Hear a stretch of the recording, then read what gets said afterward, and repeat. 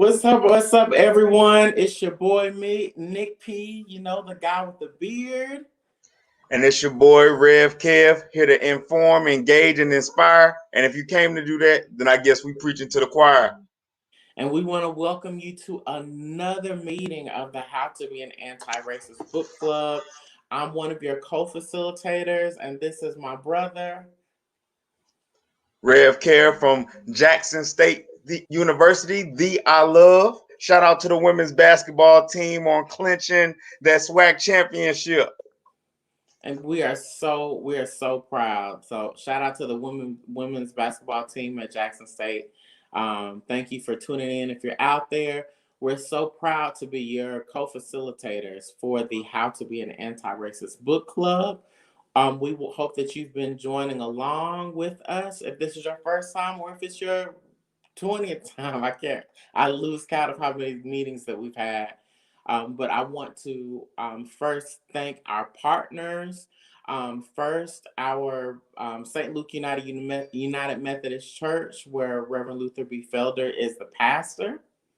And then we got to shout out Jackson State University Wesley Foundation and Coupal United Methodist Church. Also, we want to thank Adwin Media, all the supporters of Adwin Media LLC, which is my company. And then we got to give a big shout out to the School of the Prophets, Gammon Theological Seminary, a part of the ITC, the Interdenominational Theological Center in Atlanta, Georgia. So thank you all. Thank you, partners, for making this conversation possible. We could not have come this far without your support. We have grown and developed since the very inception of this book club, and we are here today. Two co-facilitators strong, and not just one, as how I started out. But I want to also give another shout out to our technical director. Her name is Mashakity McKenzie, Minister Mashakity McKenzie. She is also over the communications at Gammon Theological Seminary. So if you're interested in theological education, we want to invite you to consider Gammon Theological Seminary at the ITC. Just reach out to us at communications@gammon-itc.org. That's communications@gammon-itc.org. And we would love to be in touch with you about how to enroll in courses here at Gammon Theological Seminary at the ITC. But we also want you to feel welcome to be a part of this conversation, no matter who you are, no matter where you agree or disagree on the issues. We want you to feel empowered, that your voice matters. We want you to know that you can comment. We want to welcome you to comment, to hit the like, the share button, share the conversation with your friends and family. Simply by hitting that like and share button, it helps us to have engagement.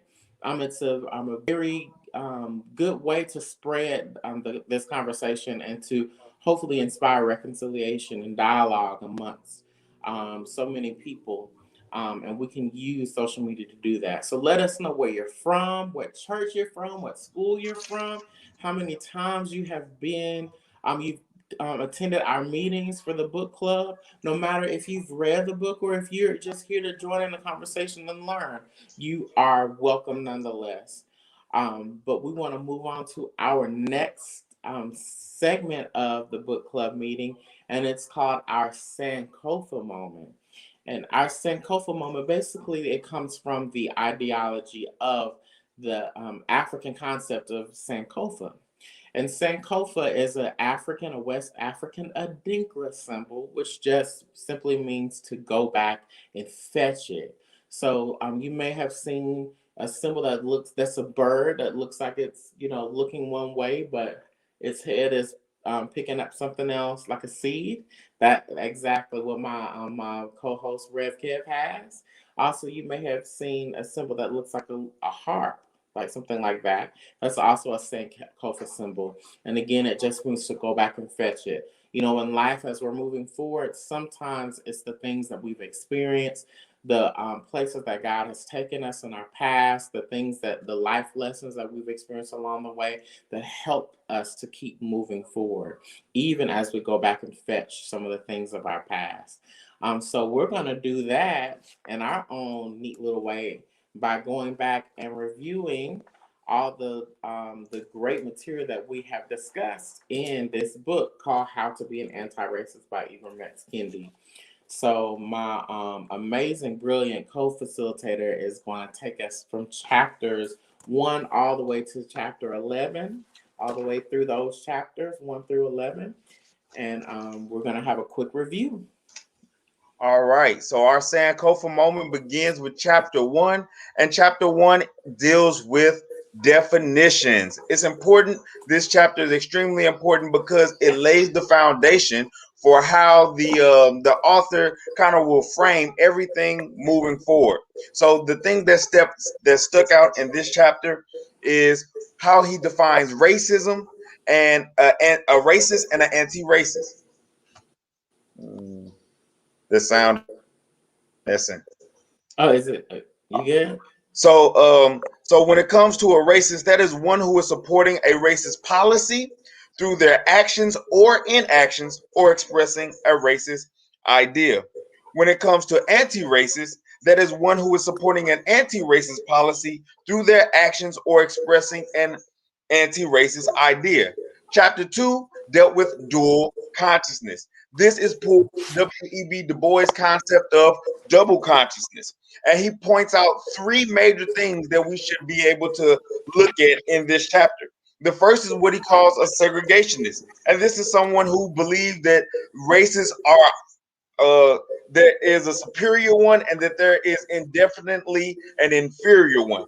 Then you have the assimilationist, which is still racist, but just more progressive in that they believe that they help racist ideas go forward by saying that a racial group is only down or oppressed because they have yet to become more like they are.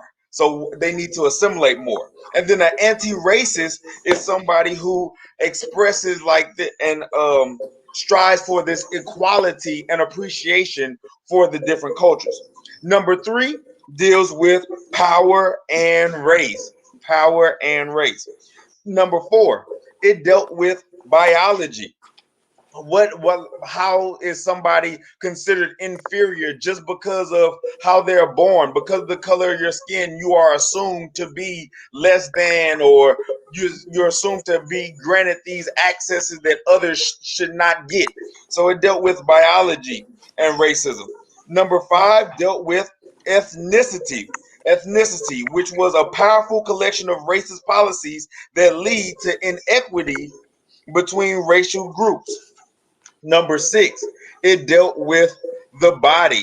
It dealt with racializing the body. So just somebody's presence in a certain space, and you just think that they're more violent or more hate prone or more promiscuous. Just the body in a particular place.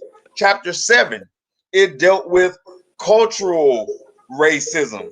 Cultural racism, and it talked about a cultural racist being one who is creating a cultural standard and imposing that cultural hierarchy on other racial groups. So chapter 7 is going to be very important for us to have a Sankofa moment when we talk about chapter 12 tonight. Chapter 8 dealt with behavioral racism, and this deals with one who is making individuals responsible for the perceived behaviors of a racial group, or making racial groups responsible for the behaviors of an individual. Chapter 9 dealt with colors, colors, colors, and it dealt with colorism, right? And it talked about how there is a powerful collection of racist policies that lead to inequities between light and dark people, and how this colorism supports racist ideas about light and dark. And then chapter 10, so colorism brings us to chapter 10, which was dealing with whiteness. And when we talk about racism, this is one of those chapters that was very kind of like iffy, because there are notions that say, well, if you are black, then you can't be racist because you don't have any institutional power in the same sense to inflict this systematic tool of oppression. But how Dr. Kendi expresses racism and makes it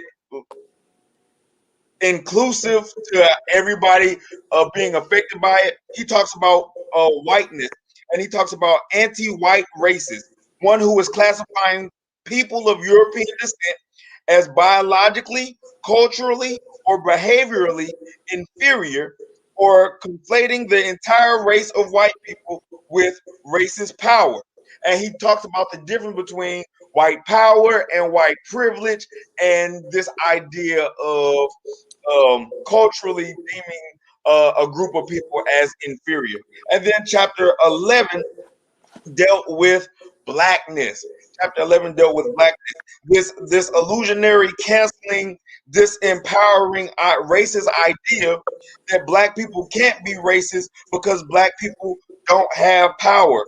It was this prejudice and preconceived opinions based that weren't necessarily based in reason or actual experience, which shields black people from actually dealing with maybe some of the prejudices that they or that we hold on the inside. And so chapter 11 dealt with blackness, chapter 10 dealt with whiteness, and it was one of those things where it really kind of shook you up because it caused you to try to check some things, and then you also have the voice to say, well, I don't know if I actually agree with the author here, or the author needs to expound more, or maybe I need to do my research so that I can better articulate this.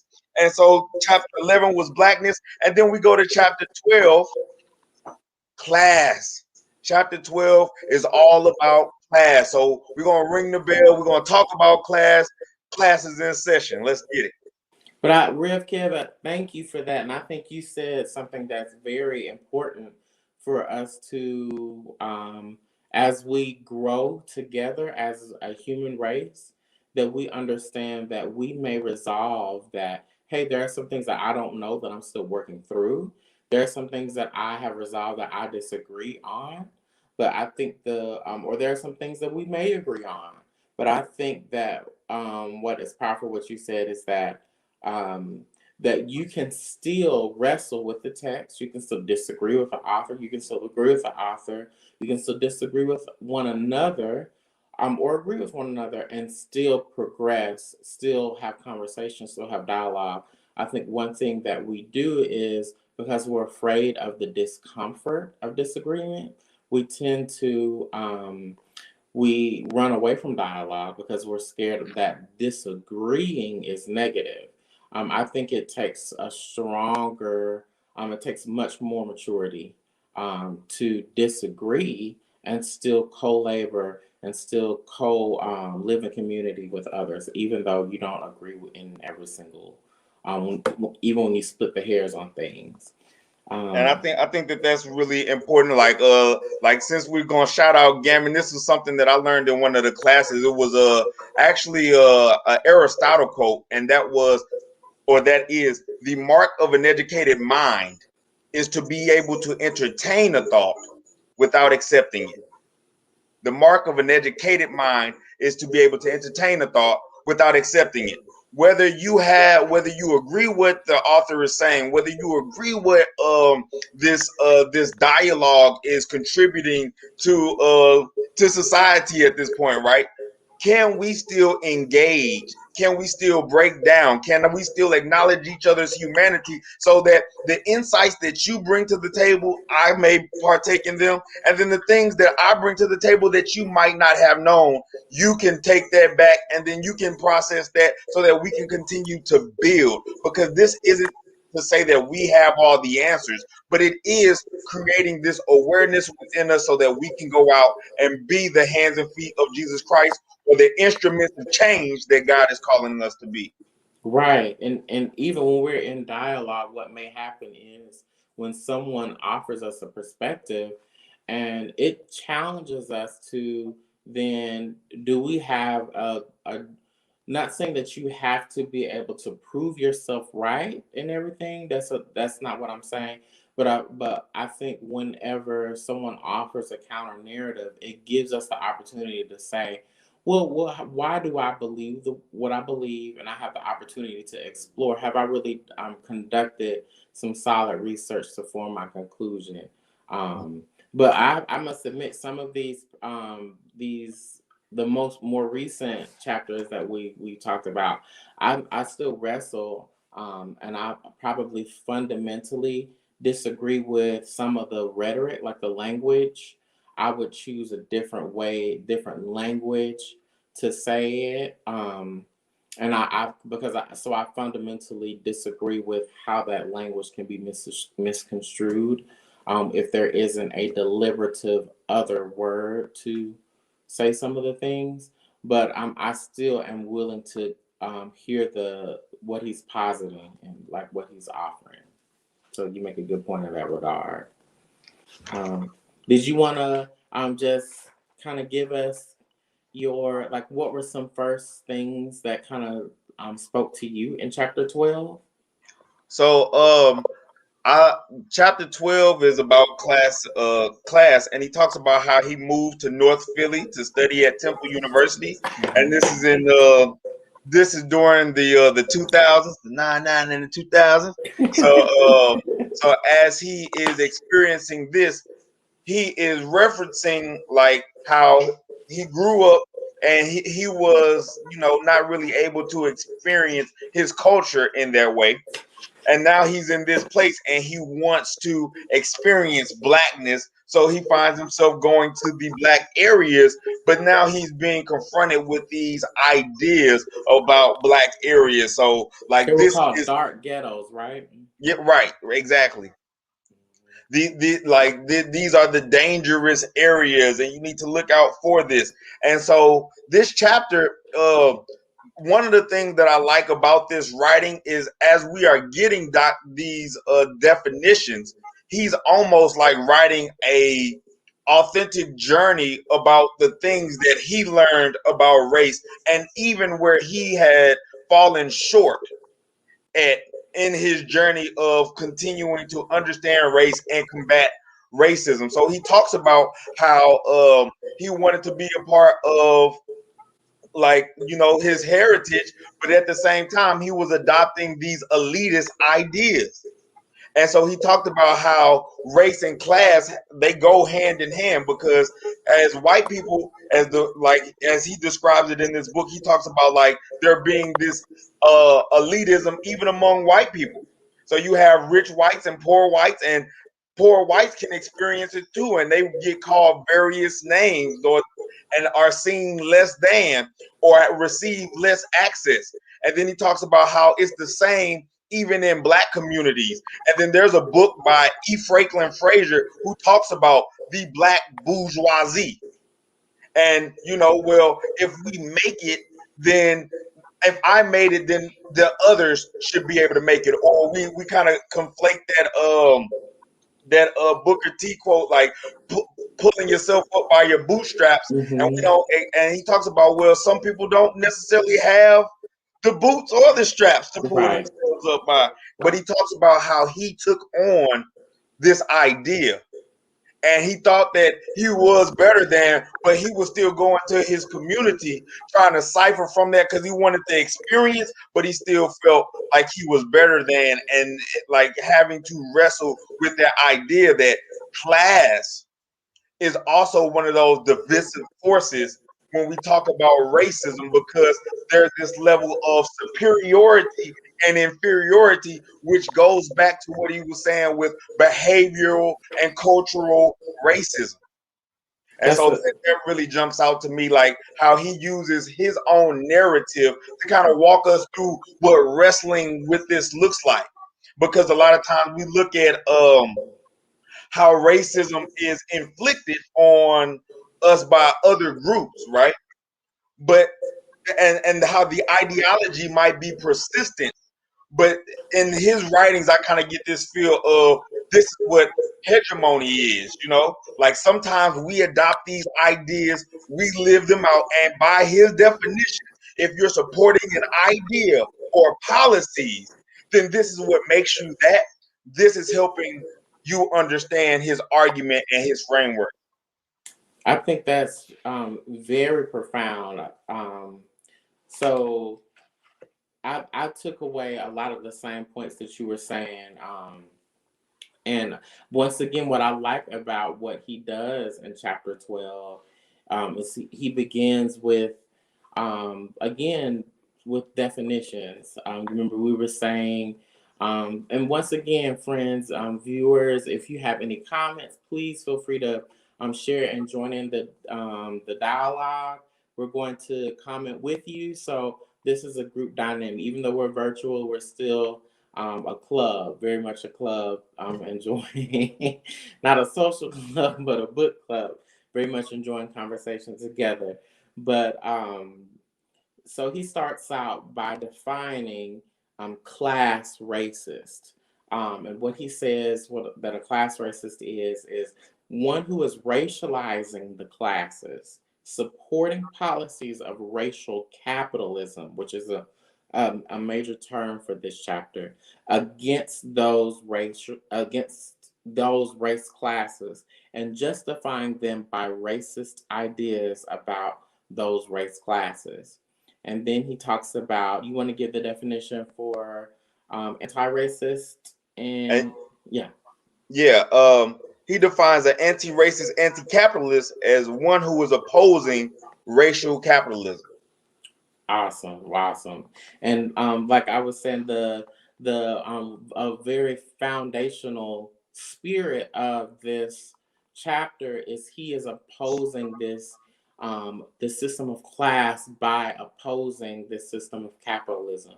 And he talks about how even the transatlantic slave trade offered this system of class that placed the Portuguese, who were the first to begin in the transatlantic slave trade, and other European countries joined in, and it placed them at the top of this capitalistic class system, and other people of color were actually victimized and also at the bottom of the economy. And what we have today is byproducts of being placed at the bottom of an economy that was structured, that was systematically and systemically um, built upon a capitalistic culture, economy, and economy that placed Europeans at the top and other cultures at the bottom.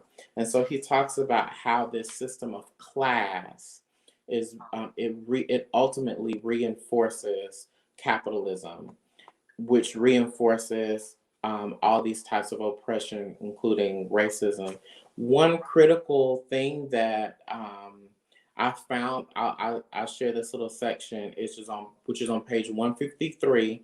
I have the hard cover. I don't know if there's a paperback, so I'm assuming it's the same page for everyone. But it's the first full paragraph, but it looks, I guess you could say, the second paragraph essentially. But it reads, class racism is as right among white Americans who castigate poor whites as white trash, as it is in Black America, where racist Blacks degrade poor Blacks as them, I'm going to say ninjas, who live in the ghetto. Constructs of ghetto Blacks and white trash are most obvious ideological forms of class racism. Pathological people made the pathological ghetto, segregationists say. The pathological ghetto made pathological people, assimilationists say. It's like they're blaming. To be anti-racist is to say the political and economic conditions, not the people, in poor Black neighborhoods are pathological. Pathological conditions are making the residents sicker and poorer while they strive to survive and thrive, while they invent and reinvent cultures and behaviors that may be different, but never inferior to those of residents in richer neighborhoods. But if the elite race classes are judging the poor race classes by their own cultural behavioral norms, then the poor race classes appear inferior. Whoever creates the norm, listen to me, beloved.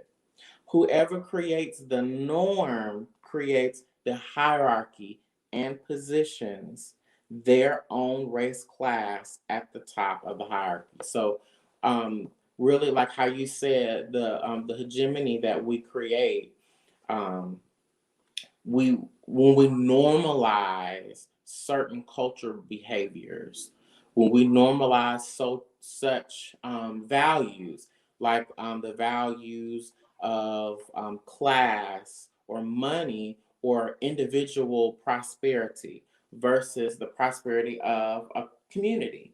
When we normalize these types of worldviews and cultural behaviors, we are placing those at the top of the hierarchy, and we're making all other worldviews inferior. And so we kind of have to be careful about how we and who we normalize. That's a very powerful paragraph. Um, but yeah, that's what I kind of took out of that chapter. That was the first thing that kind of just bam, that hit me. That institutionalized pathology, if you will, um, really kind of resonated with me.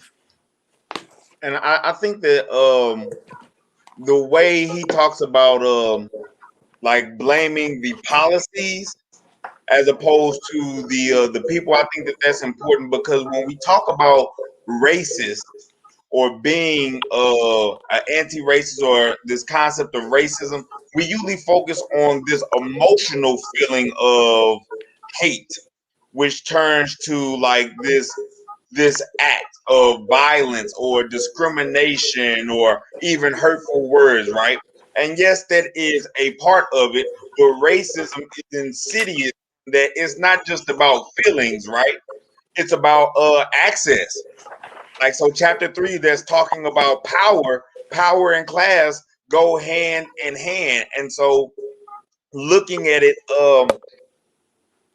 well, why are we even talking about it? We got these policies passed. It's not like I did anything.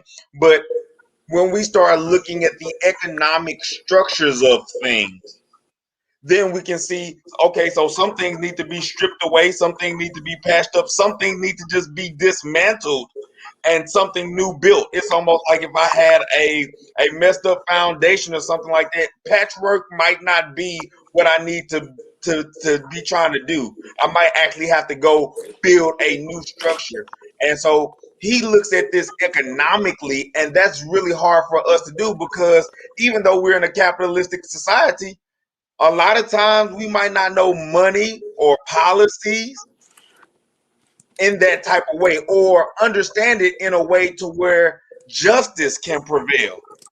It's just a dog eat dog world. So if I'm getting my money, you can't do this, and we don't actually look at what justice is surrounding these processes of economic stability and growth and economic power. And so I think that this chapter is important because he starts breaking that down. And when we look at our textbooks or when we watch our documentaries, it's when many leaders start talking about the economic structures that they become political problems more so than usual, and then something happens to them or they're taken out. You make a great point because I was I was really proud or happy that he really kind of deconstructed the things that we're kind of taught to value, because he exposes even like the liberal and conservative, like how all people can be complicit. It doesn't matter what side of the fence you're on. We kind of think that, oh, because I vote this way, that makes me, devoid of any type of racist ideas or complicit in any way. But he offers, like for example, one of the things that he talks about is he talks about W.E.B. Du Bois. So we're gonna go like all the way back. We're going all the way back to back to, what was that, like the 1800s, 1800s, early 1900s, to W.E.B. Du Bois. And he talks about how that talented 10th ideology of W.E.B. Du Bois, how W.E.B. Du Bois was suggesting that there's this talented 10th, the elite community of the Black people. They would be the superheroes of the Black community. But he kind of develops a new theory. He kind of redacts his language. I mean, engages a new worldview um, by developing the theory called the Guiding 100. And this recognized the power of even poor Black people. And he placed the power in a larger community. Um, and how that we think that, oh, okay, if you aspire to greater things in life, if you get an Ivy League education, then you're a part of that, that talented tenth that'll save the Black race. But we also have to really consider when we are engrossed in a capitalistic culture and mindset, what our values really become, and what we are calling saving. What values are implicit and we are ingraining to save others. And then he talks about even Barack Obama's comment, and how Barack Obama, how he was suggesting that some of the poverty that people of color were experiencing, how it was a part of a legacy of defeat. And he was suggesting that Black people's impoverished circumstances are partially their own, that the tone was implicit in even Barack Obama's language. And even, the great Black president that we have, we even have to consider how we even internalize some of these problematic, rhetoric and views. I think that no one should be immune to scrutiny. We should always be willing to look into the mirror, no matter who we are, and really investigate the merit of our language, our rhetoric, and our intentions.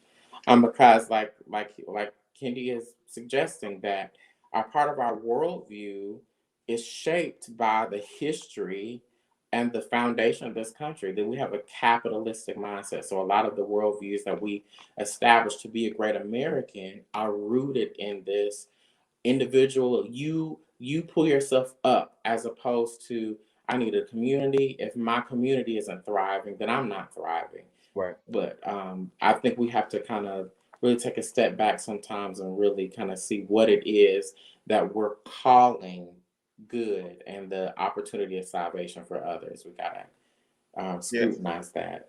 Yeah, and by looking at the policies and what they mean, like I like the way that he referenced Kenneth Clark's research in a lot of this, because Kenneth Clark was the one who did the doll test, and it was because of his research that the Brown versus Board of Education actually got flipped. Like, he was bringing psychology to the courtroom and talking about like how these policies, it makes people feel and believe that they are inferior because they do have less access, right? And so, like, a little thing that we could do in our own lives, because sometimes looking at the book can kind of get conflated, but like, the history is around us. Talk to your parents, talk to your grandparents, talk to somebody in your church, and just listen to them. They probably remember the demarcation line in their community, and how you just don't cross that, no matter what. And or this idea that the white man's ice is colder than the black man's.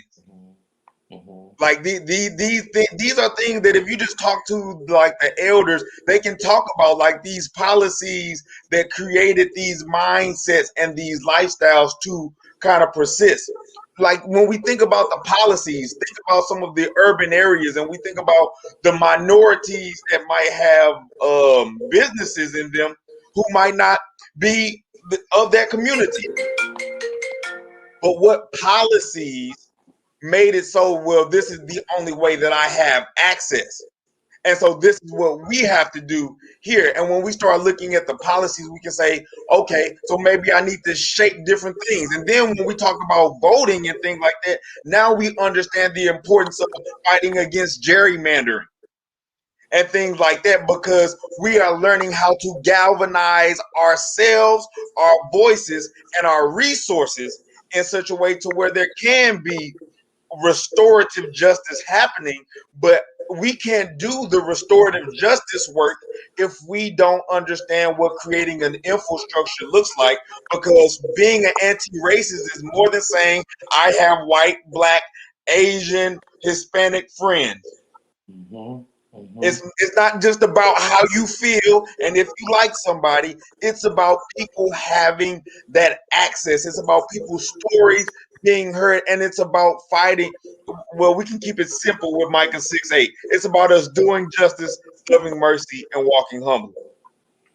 I think it's very, very not just implicit, but mandatory for us to do the work um, of mercy.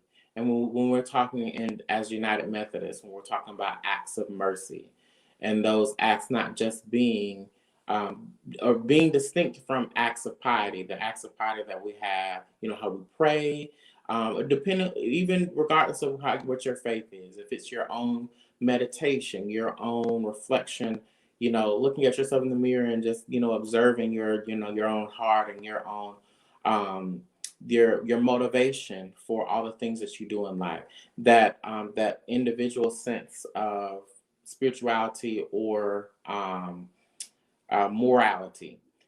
The acts of mercy come in when we are taking all that foundational sense of morality or spirituality, and we're then placing it in our physical hands and helping and doing the work um, of helping others to be affirmed, to be included, for their culture and personhood to be engaged in the fiber of culture, of normative culture, instead of normalizing one culture.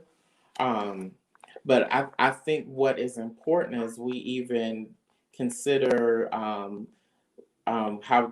Kendi talks about Oscar Lewis's, who is an anthropologist, a person who studies human civilization and the development of human beings.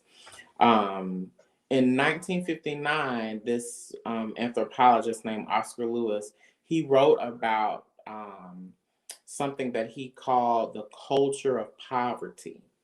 And what he was suggesting is in his ethnography, like studying, of ethnic groups, of Mexican families, he was blaming poor people for their own impoverished circumstances. He wasn't acknowledging the fact that there are inequitable policies that are working against non-white people. So he completely just sheerly, it's like um, saying that one ingredient of the entire pizza, if you will, is just one thing. All you need is dough to make pizza. Well, that's not human conditions work. There's so many aspects of human condition that bring us something called reality. And what he was doing was merely blaming um, Mexican families in this context for perpetuating their own impoverished circumstances without giving credence to inequitable policies that work against non-whites. So what we have to do is, when we consider acts of mercy, that we have to really take our own hands and go in feet and go into the context, the lived context, and consider the lived context of people who are different from us, so that we can really see that existence is more than just people's choices. Existence also includes the things that people didn't choose, Right. the circumstances that people were born into, the circumstances that other people chose for them, and constantly um, remove them from the opportunity of being able to change that. So it's much bigger, especially if you're in a circumstance where you have to you have to eat every day. You have to be able to keep the lights on. It was intended that that rat race, if you will, is so cumbersome. You never have time, in theory, to fight against it because you're constantly. I Right. remember growing up. My mother and I, we were just talking about just some things that we experienced in our family. And my eyes opened wider when my mother, instead of just saying, Mom, it was your fault because of this and this and this and this, my eyes opened wider when she was saying, you know what? I had to work every day. So a lot of the things that you're saying that you needed, it's very different. We have to work every day, and then you're commuting 45 minutes an hour one way, and having to put food on the table. The circumstance is a lot more cumbersome than we want to just immediately blame people for every inconvenience that they experience. The issue is a lot more convoluted when you consider this capitalistic society that we were built upon. So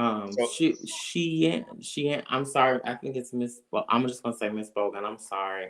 What is the name and author of the book you are discussing? It is How to Be an Anti-Racist by Ibram X. Kendi. It's a very powerful book.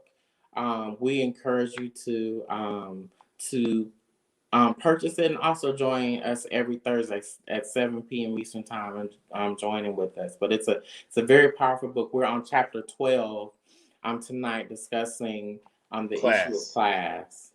Yeah. And so another thing that was interesting in this, and then what correlating it to what you were saying, he talked about like how we all like we will blame a group for for these policies, right? And then that kind of touched on like chapter 8 and this behavioral racism. Like we're blaming these whole group for something that we might have seen over here. But then chapter 12 also says, well, don't just think about what's happening over there, that this might be disconnected. Also think about the policies that's shaping it.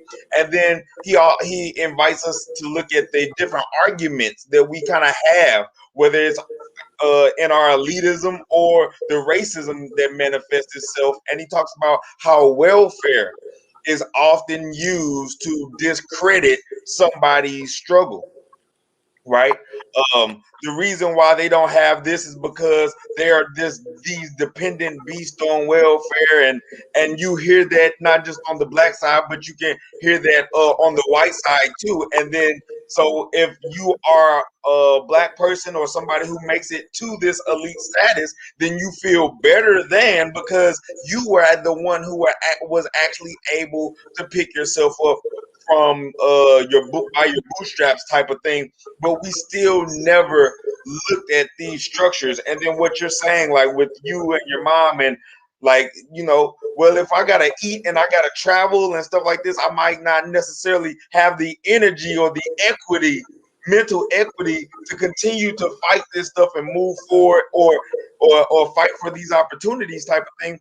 That goes back to Maslow's hierarchy of needs as well.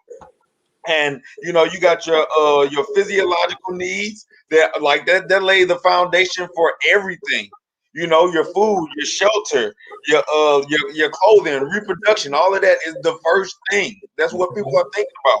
Then you have your safety needs, then you have your love and belonging, then you have your esteem, and then you have self-actualization. And when we're dealing with class and this access, how much of that deals with, you got this top bottom thing that's going on. If I have the access, then I can have this actualization. Mm-hmm. And if I don't, then I'm just trying to survive as opposed to thrive.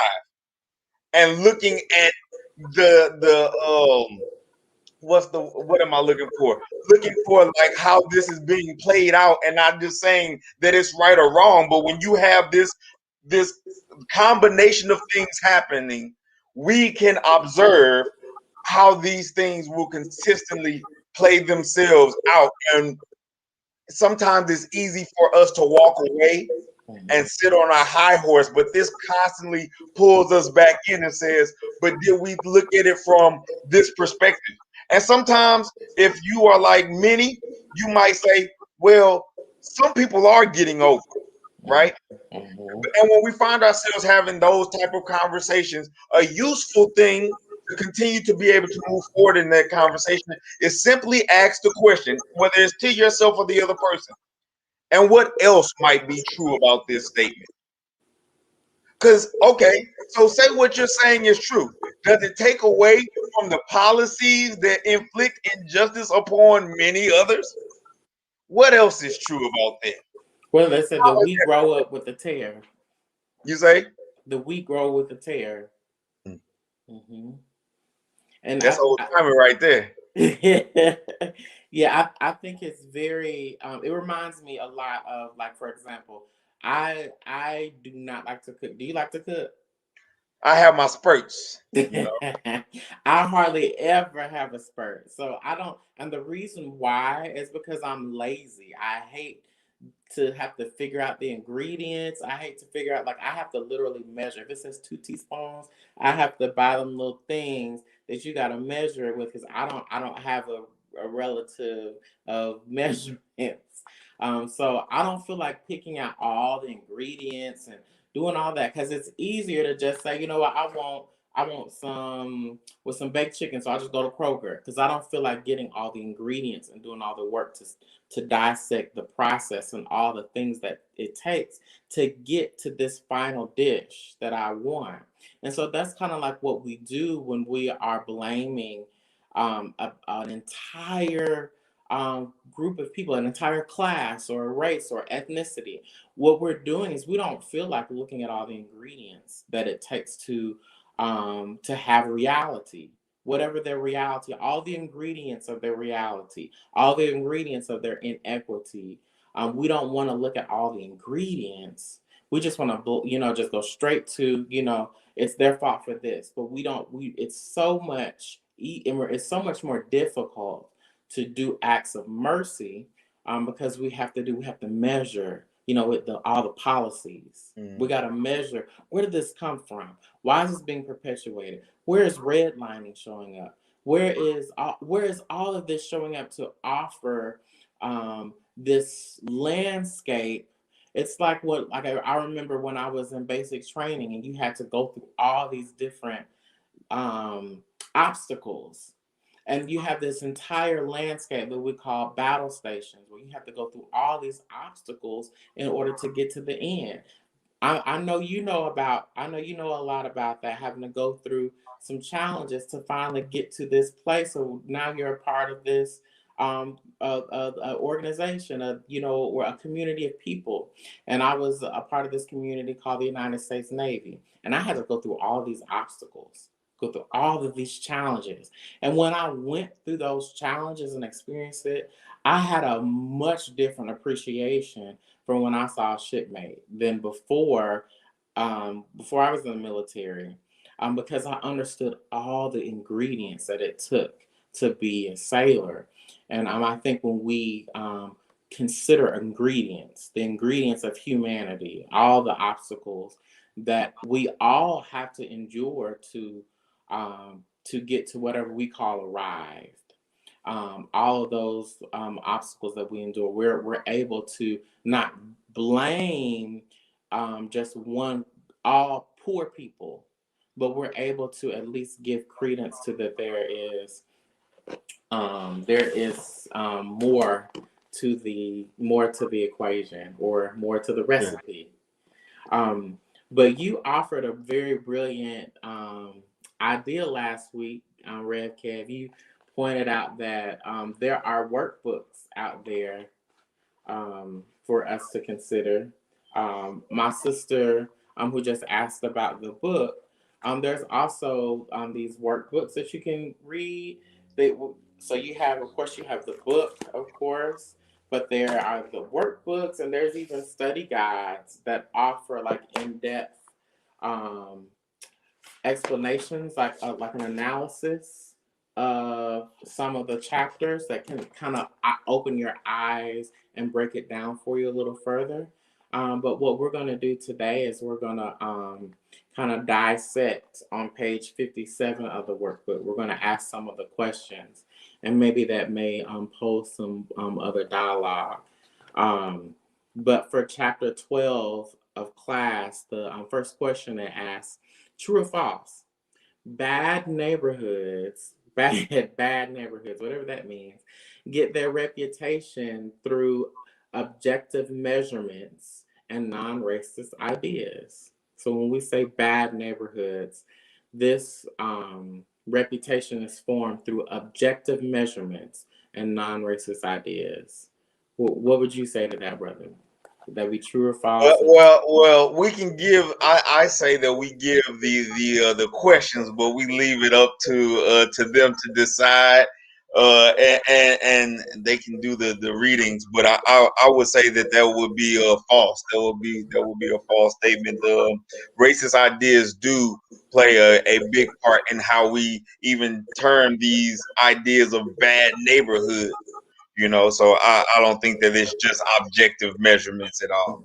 And I agree. I confer or I concur with you that yes, for me, in my opinion, my purview is that it is false. So tell us what you think. Do you say false? Do you say true? Why or why not? What is your stance? But I don't believe that it's always objective. Sometimes as I'm in the southwest side of Atlanta, and I constantly see a lot of I see a whole lot of law enforcement on our end, and it's like they ride around with I have never seen this anywhere else, but they ride around with the blue lights. They're just on. They're not flashing, they're just on. And it is so like what's the word? When it makes you scared, intimidating, to see that. And I don't really see that in other counties or other I don't see that a lot anywhere else. But number two, the question is, white elites tend to think of themselves as better type of person. True or false? All right. So I will start by saying this is not the time to play semantics. Because sometimes we can do that based off of these readings. I would say that this is true, but if I want to make that argument, because sometimes we can play the semantics and we can be like, well, are we deeming a whole group based off of the actions of a few? Like, so that's something that we need to that's something to be mindful of, but not getting stuck in the circle of or the cycle of not addressing what is being presented before us. And based out of this chapter, how he's breaking down class, I would say that is true. Hmm. I would I for me, I don't think that this answer is as simple as true or false. Mm, Just me. I can see how that may culturally it may seem to be true, but I do think that I think the what makes itself better or tries to make itself better is supremacy. So I think mm, a culture of white supremacy tends to make itself better. I think when we look there and not white elites, um, mm, I think we'll get to the heart of what makes people feel elite. mm. I think in essence it's um, supremacy. But do you want to read question three? Yeah, question three. Do black elites tend to think of themselves as a better type of person? And then, so for me, off that same train of logic, based off of what this chapter is presenting, I would say that is true. The author is making this claim for capitalism and elitism being what makes somebody feel superior. So I think that that's the idea that he's trying to frame. But like you said, it could be deeper than that. But based off of the readings, I would say that is true. And I'm so glad that you make that point because I think so many people have different perspectives, and I appreciate your transparency and honesty there. Um, and I do agree with you. I do believe that it is true, but also in the same regard, I do see how greater scrutiny is required there, because I think it's in essence white supremacy that bolsters this system of that I'm a black elite because I've assimilated to white supremacist notions.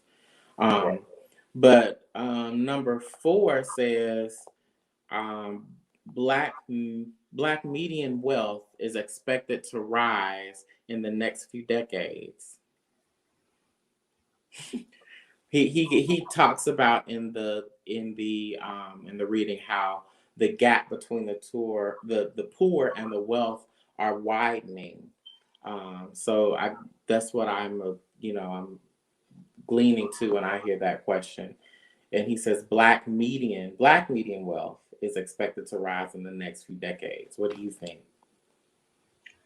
Um, I think that there's going to be an increase, but I didn't think that it was like this drastic thing that he kind of like pointed out. It was like, can you even say that this is growth? But it is expected to increase. Yes, that's a good answer. And one thing he did acknowledge how the white middle class is growing.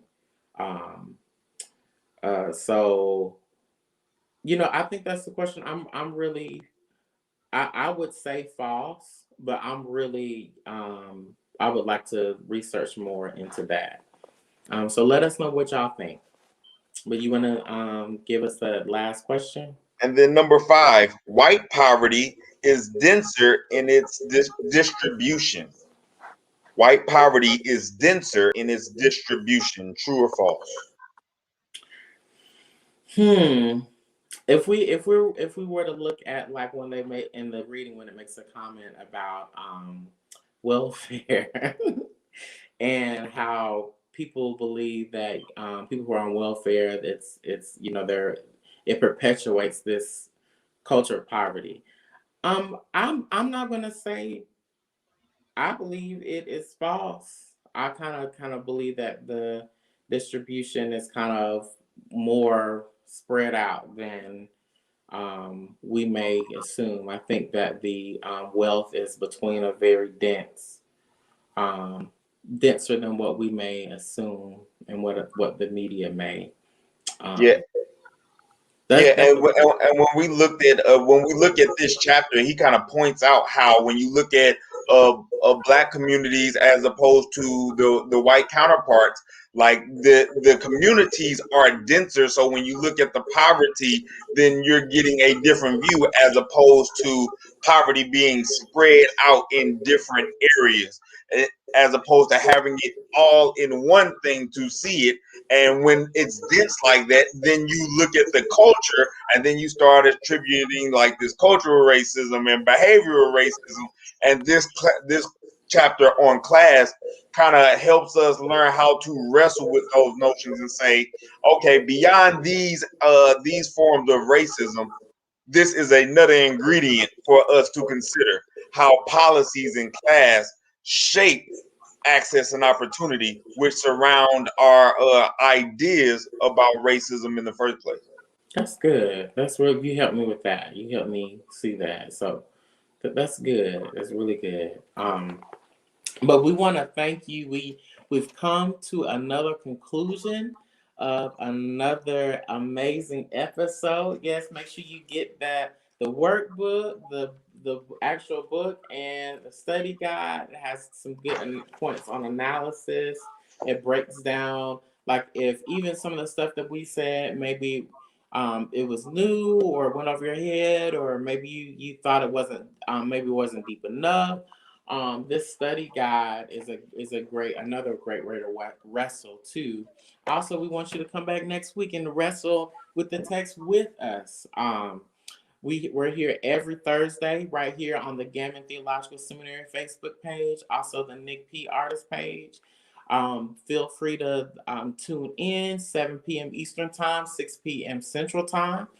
So if you're at Jackson State, don't forget us at 6 p.m. your time. Also, once again, thank you, St. Luke United Methodist, Gammon Theological Seminary at the Interdenominational Theological Center in Atlanta, Georgia. All my friends at Adwin Media LLC. Um, Thank you, thank you, thank you, thank you for your support. And we want to wish you a great week. Tune in next time, and then until then, be blessed and stay stay warm and dry despite all this rain that's going on. But we love you. Peace. Peace.